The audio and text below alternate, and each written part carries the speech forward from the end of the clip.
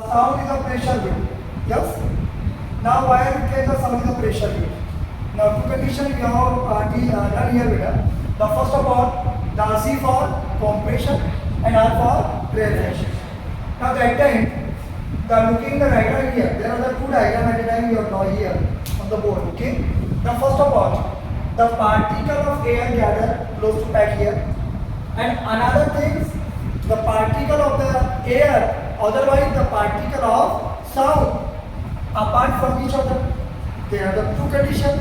The first one is the particle of the sound close to pack to each other, and second condition is the particle of the sound apart from each other, away from each other. Now these two conditions that time we have clarified. So it is rather beta compression, and the second term is the rarefaction.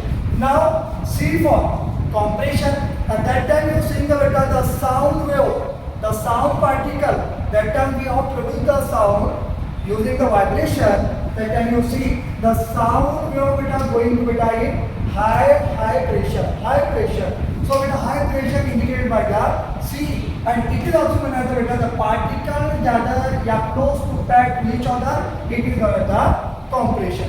That time you see the sound particle going downward, low pressure, and it is the low particle apart from each other. Low particle, it is known as the refraction. Okay, rarefaction.